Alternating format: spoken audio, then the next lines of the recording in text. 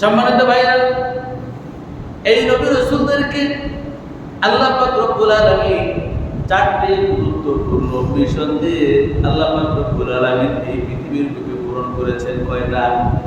চারটা। প্রত্যেক নবী রাসূলকে চারটি মিশন আল্লাহ পাক রব্বুল আলামিন দিয়েছেন।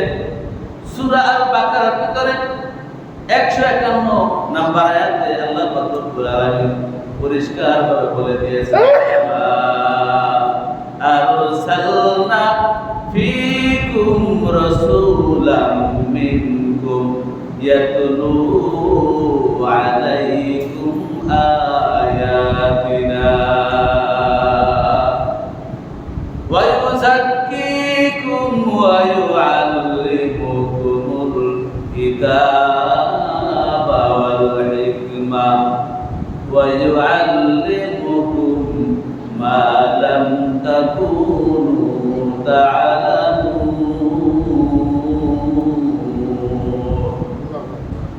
আল্লাহ পাক রব্বুল আলামিন পরিষ্কার করে বলে দিয়েছেন, কামা আরসালনা ফীকুম রাসূলাম মিনকুম।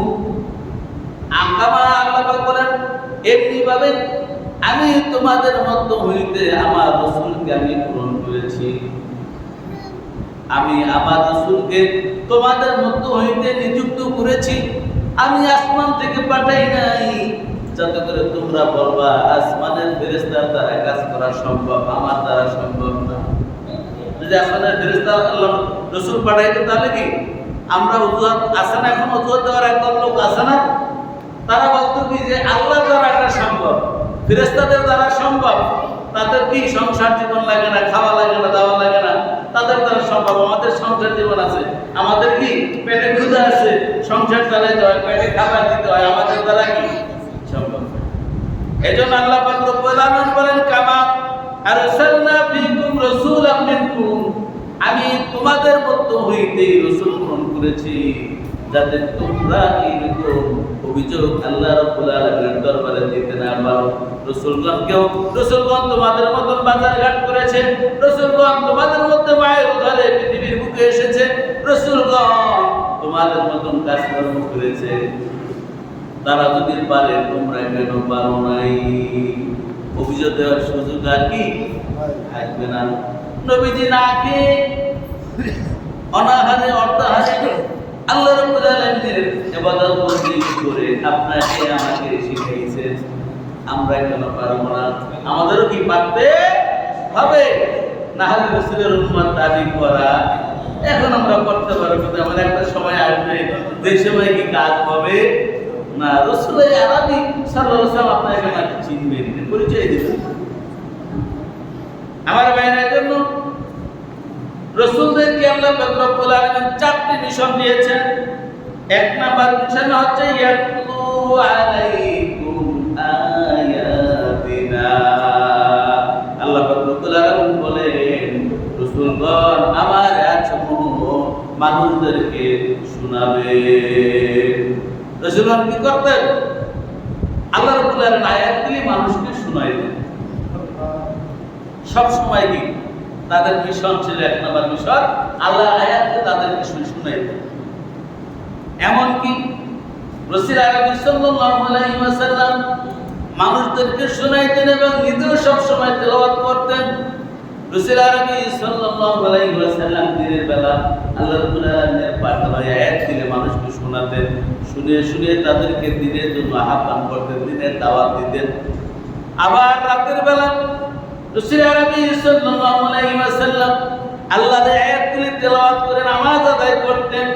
এমন ভাবে তেলাওয়াত করতেন, এমন ভাবে নামাজ পড়তেন, তেলাওয়াত করতে করতে রাসূল আরবি সাল্লাল্লাহু আলাইহি ওয়াসাল্লামের পা মোবারক খুলে যেত। তেলাওয়াত করতে করতে এত লম্বা তেলাওয়াত করতেন, পা মোবারক খুলে যেত। আব্দুল্লাহ ইবনে আব্বাস রাদিয়াল্লাহু তাআলা আনহু বলেন, একদিন রাসূল আরবি সাল্লাল্লাহু আলাইহি ওয়াসাল্লামের সাথে আমি রাতের বেলা তার নামাজে শরীক হলাম।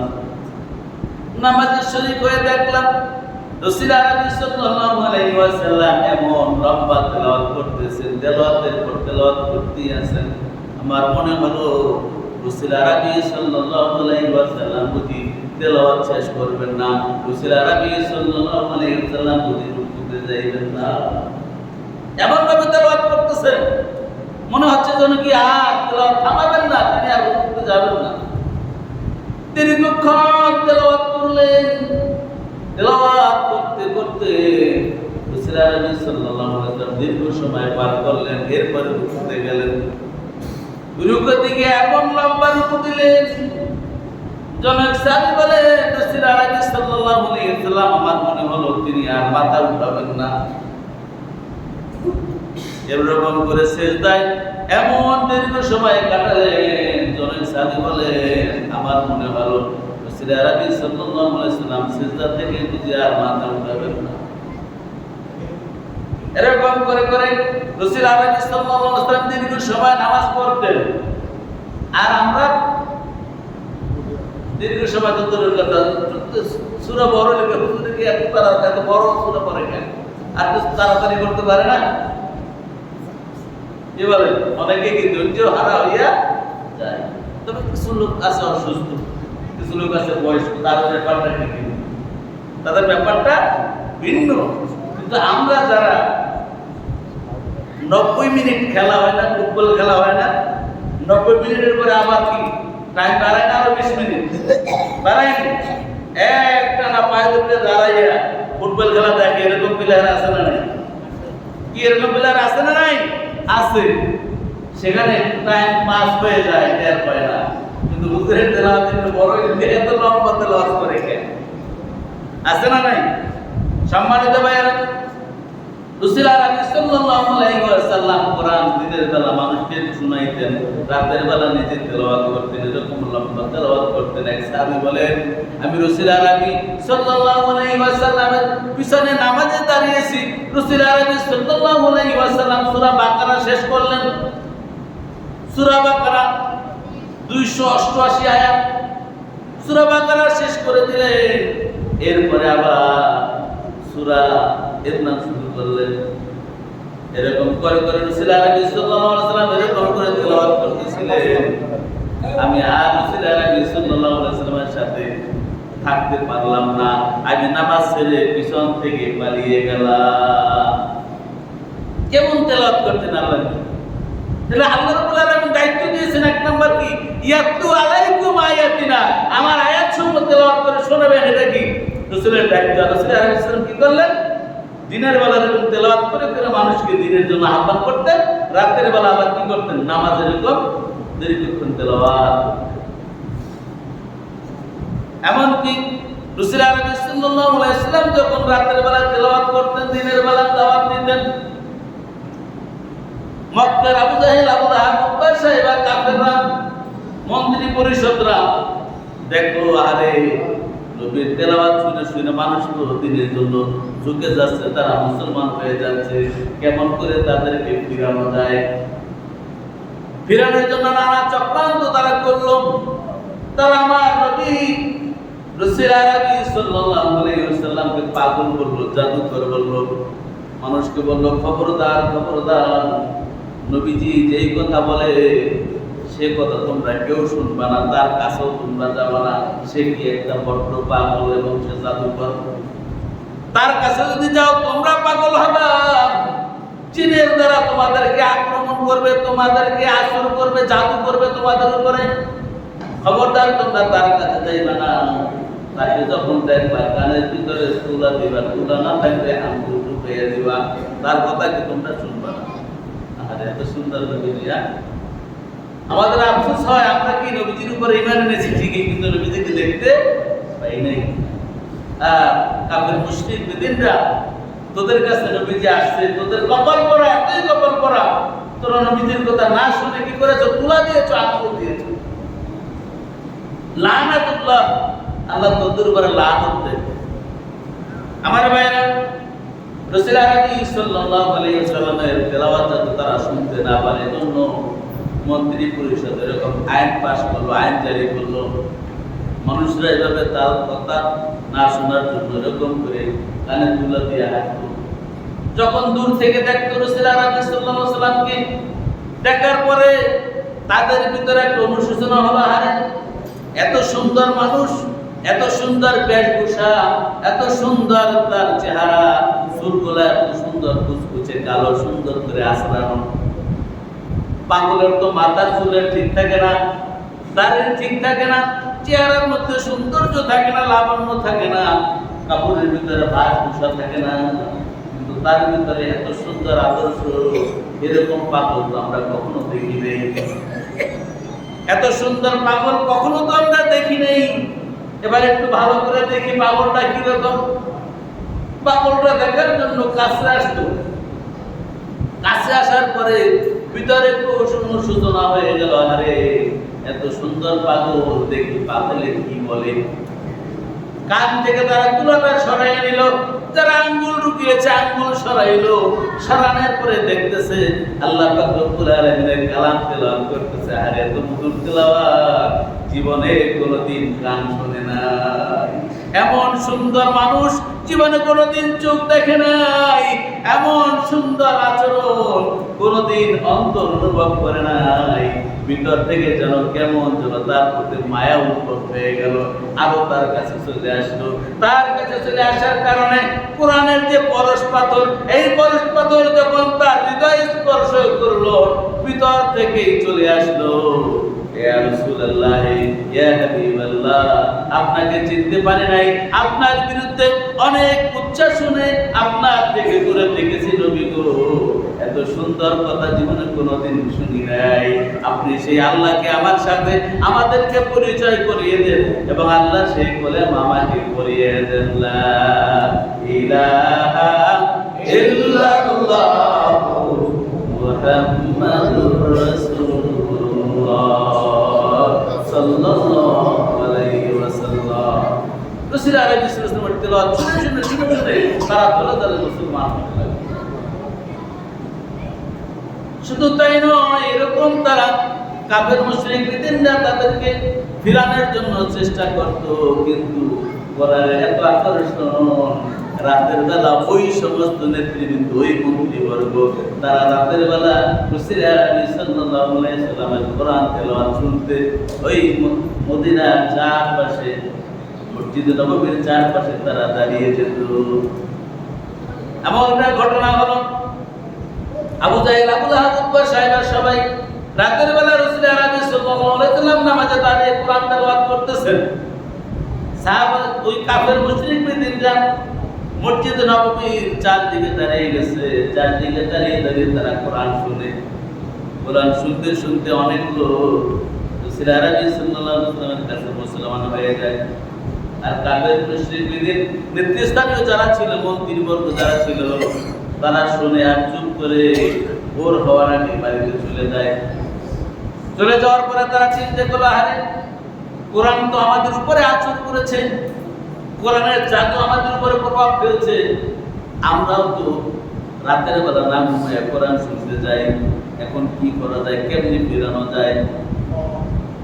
এবার আবু জাহেল আবু লাহাবকে বলে, কি ব্যাপার, তুমি রাতের বেলা মসজিদে নববীতে গিয়ে কোরআন শোনার ব্যাপার কি?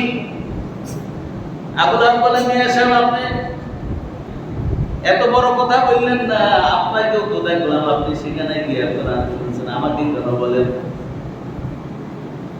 আপনিও তো শুনছেন, আমারে কেন বলেন? আবু লাহাব, আবু জাহেল, উতবাকে বলে এই কথা। উতবা বলে, আপনিও তো গেলেন, আমাকে কেন বলেন? সাহেবা একই কথা, একই জবাব দেয়। এবার মন্ত্রী পরিষদ সবাই একসাথে বলে, খবরদার, আমাদের উপরে চীনে আসর করেছে, মুহাম্মাদের জাদু আমাদের উপরে আকৃষ্ট হয়ে গেছে, এবার আমরা আইন করব, কেউ আমরা সেখানে যাব না। প্রতিজ্ঞা করে সবাই মিলে তারা প্রতিজ্ঞা করলো না, আজকে থেকে কেউ রাতের বেলা সেখানে কোরআন শুনতে যাবে না। তারা প্রতিজ্ঞা করলো। প্রতিজ্ঞা করার পরে যার বাসায় গিয়ে পরের দিন রাতে ঘুমিয়ে পড়লো, কিন্তু যখন ঘুমাইছে চোখে আর ঘুম আসে না। যে মধুর সুর শোনার জন্য মনটা আনসান করতে লাগলো। এবার আবু জাহেল চিন্তা করে, আমি যেহেতু আইন পাস করছি, আইন যেহেতু পাস হয়ে গেছে, খবরদার আজকে তো আর কেউ আসবে না, অতএব আমি একা একা গিয়ে শুনবো মধুর সুরে মহানবী সাল্লাল্লাহু আলাইহি ওয়াসাল্লামের মুখ থেকে আল্লাহর কোরআন। আবু জাহেল চিন্তা করলো কি, আমি যদি আইন পাস করছি ওরা তো কেউ আসবে না, তাহলে আমি গিয়ে কি করি, কোরআন শুনি, একা একা শুনি। আবু লাহাব বলে, আবু জাহেল যেহেতু আইন পাস করেছে, আবু জাহেল তো যাবে না, বাকিরাও যাবে না, এবার আমি একা গিয়ে কোরআন তেলাওয়াত শুনবো। উদ্বা বলে একই কথা, সাইবাও বলে একই কথা, মুগিরাও বলে একই কথা। সবাই চিন্তা করছে ওরা তো আসবে না, যেহেতু আইন পাস হয়ে গেছে, তাহলে আমি একা একা কি কোরআন তেলাওয়াত শুনবো। এই রাতের বেলা ঘুম থেকে উঠে যারা মসজিদে নববীর চতুর্দিকে দাঁড়িয়ে গেল, দাঁড়িয়ে দাঁড়িয়ে তারা কোরআন তেলাওয়াত শুনতেছেন।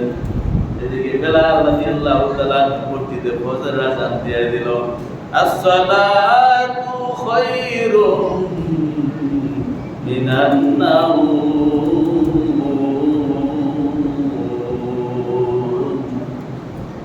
যখন বেলালের কণ্ঠে এই আজানের ধ্বনি কানে চলে আসলো, আবু জাহেল, আবু লাহাব, উতবা, সাইবা, মুগীরা সকল কাফেররা দিল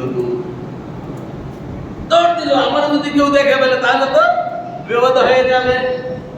দৌড় দেওয়ার পরে একজনের পায়ের সাথে আর একজনের পাও, একজনের শরীরে আর একজনের শরীরে গিয়ে পড়ছে। কে? ওই বলে আমি আবু জাহেল। বলে তুমি কে? আমি আবু লাহাব। বলে তুমি কে? বলে আমি মুগীরা, আমি উতবা, আমি সাইবা। বলে ব্যাপার কি? কালকে না মন্ত্রী সভায় আমরা আইন পাস করলাম, কেউ আসবে না, তুমি আসলে কেন? বলে মিয়া তুমি আসলে আইন পাস করছো, তুমি আসলে কেন? এবার তারা চিন্তা করে, আরে আসলে তো কোরআনে আমাদেরকে আকৃষ্ট করে ফেলেছে।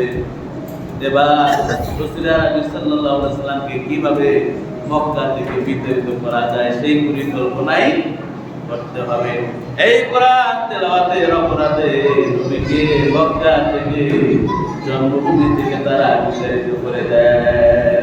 এমনকি তারা হত্যার পরিকল্পনা করেছে। অনেক মুসলমানদেরকে, অনেক সাহাবীকে তারা কি এই কোরআন শেখার অপরাধে, ইসলাম আনার অপরাধে তারা কি দুনিয়া থেকে বিদায় করে দিয়েছে।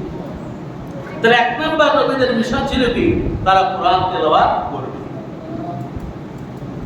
দুই নম্বরে মিশন হচ্ছে ইউযাক্কিহিম।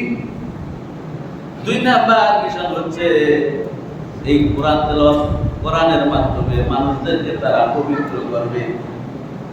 সকল নবী রাসূলরা কি করেছেন?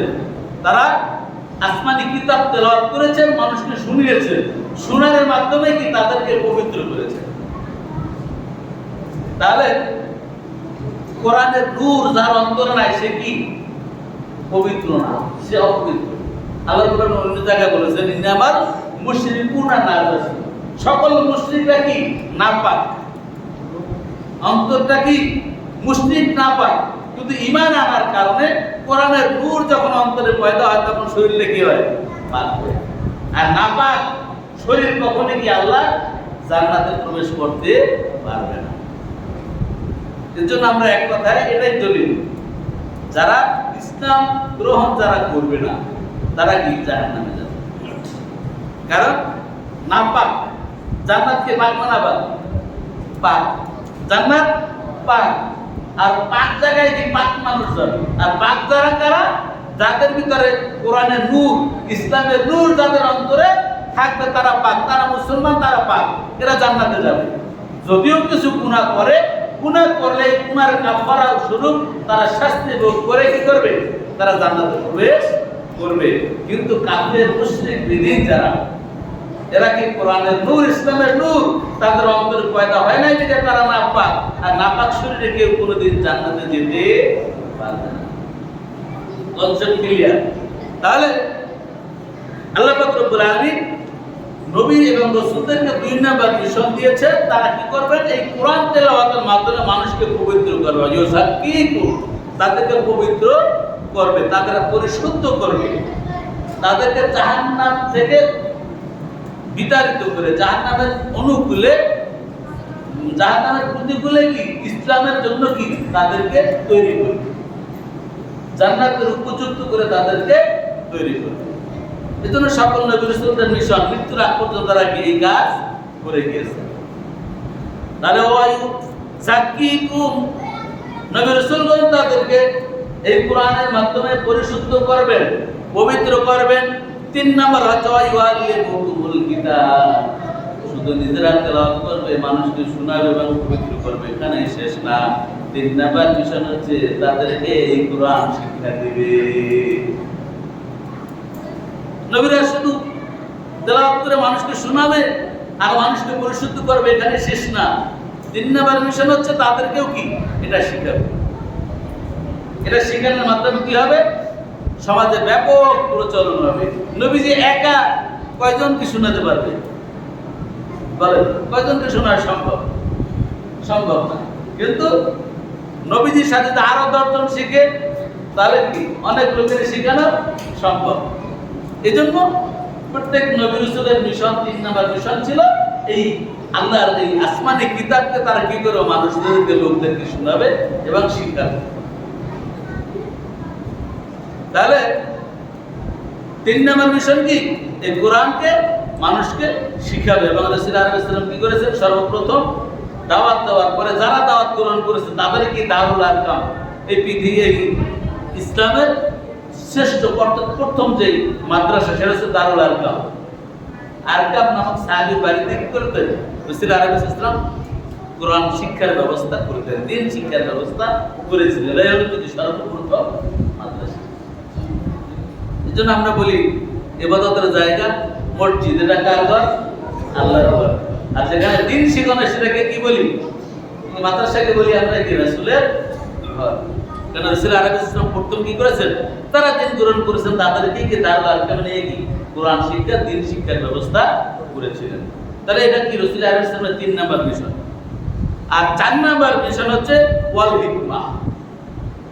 কোরআন শিখাবে এবং তাদেরকে হিকমত শিখাবে, কৌশল শিখাবে, দিনের যে দিক নির্দেশনা এটা তাদেরকে প্রদান করবে। তাদেরকে হিকমত, এই জন্য আল্লাহ সুবহানাহু ওয়া তাআলা বলেছেন উদউ ইলা সাবিলি রাব্বিকা বিল হিকমাতি ওয়াল মাউইজাতুল হাসানা। হে নবী, আপনি মানুষদেরকে আহ্বান করেন হিকমা, কৌশলে, উত্তম চরিত্রের মাধ্যমে কি করেন? মানুষকে কি দিনের জন্য আহ্বান করেন। তাহলে এই হিকমা শিক্ষা দেবেটা কি? রাসূলদের 4 নাম্বার শিক্ষা। তাহলে এই রাসূল আলাইহিস সালাম এই যে 4টা মিশন কি বাস্তবায়ন করেছেন না? বাস্তবায়ন করে এই দায়িত্ব কি আপনার উপর, আমার উপর, সকলের উপরে দিয়ে গেছে। বিদায় হজের বর্ষণ যখন হয়, রাসূল আলাইহিস সাল্লাল্লাহু আলাইহি ওয়াসাল্লামের ওফাতের আগের বছর রাসূল আলাইহিস সাল্লাল্লাহু আলাইহি ওয়াসাল্লাম সেখানে সমবেত সকল সাহাবীদেরকে লক্ষ্য করে বলেন, ও আমার সাহাবীরা, আল্লাহ পাক রব্বুল আলামিন আমাকে যে দায়িত্ব দিয়েছেন, সেই দায়িত্ব কি আমি তোমাদের মাঝে পৌঁছাতে পারছি কিনা? সমস্ত সাহাবীরা সমস্যারে বলছে, হ্যাঁ অবশ্যই আপনার দায়িত্ব আপনি পালন করেছেন। রাসূল আলাইহিস সাল্লাল্লাহু আলাইহি ওয়াসাল্লাম হাত উপরে উঠিয়ে আল্লাহ পাক রব্বুল আলামিনকে বলে, আল্লাহ আপনি সাক্ষী থাকুন, আপনি সাক্ষী থাকুন, আমার সাথীগণ, আমার সাহাবীরা সাক্ষী দিয়েছে আপনার দিনকে আমি পরিপূর্ণরূপে তাদের কাছে পৌঁছে দিয়েছি।